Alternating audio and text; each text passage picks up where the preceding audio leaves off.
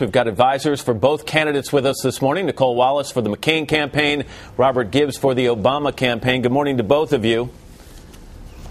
Good morning, Matt. Nicole, let me start with you. I mean, experience is going to be a key in this election, and clearly it was questioned by Hillary Clinton for Barack Obama with the famous "It's 3 a.m." ads. But this ad does go to a different direction. It's much more personal, and it is demeaning, isn't it?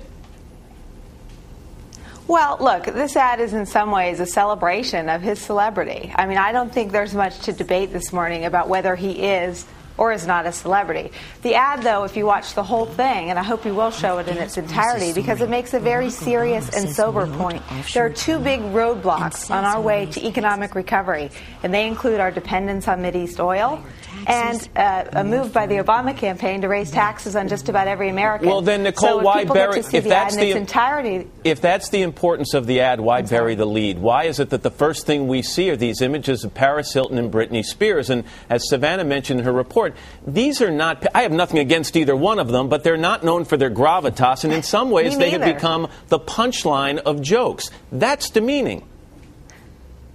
Well, we've never made jokes about Paris Hilton in this campaign. And look, I don't think we're making a joke of Senator Obama, and neither were the 200,000 Germans who were there to celebrate his celebrity.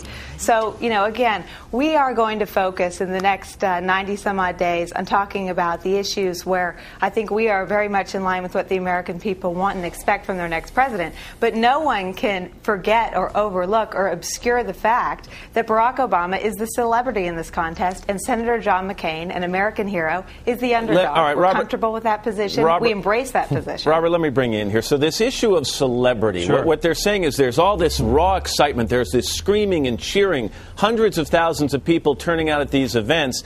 And maybe they're trying to touch on this. Is there a possibility and a fear on your part that celebrity starts to overwhelm the message or become the message itself? I think what you see is people that are excited about the possibility of change in this country. You know, John McCain is an honorable man, Matt, who's running an increasingly dishonorable campaign. Ads that independent observers have said are false and baseless.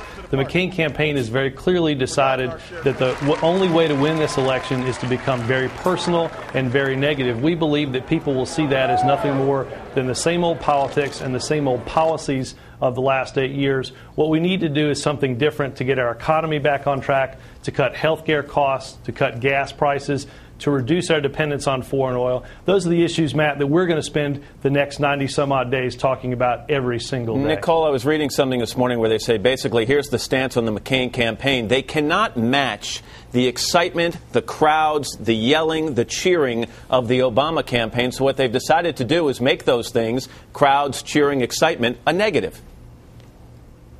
Well, Matt, I wish you'd come out with us because you'd see our supporters cheering and our crowds and our events yesterday. We were talking to employees of the Wagner Company in Denver, Colorado yesterday, and they certainly had a lot to cheer about when they heard John McCain talking about his plan for getting Americans working again and for keeping us safe. So, you know, I wish you'd come out with us and see our fans cheer. They may not be 200,000 strong, and they're certainly not European, but they are cheering and they are enthusiastic for John McCain's leadership. Robert, let me ask you about this memo that was released by the McCain campaign where it says that apparently he has taken on some sort of an air of arrogance. And I'm wondering if you think that that is a buzzword and a dangerous buzzword at all.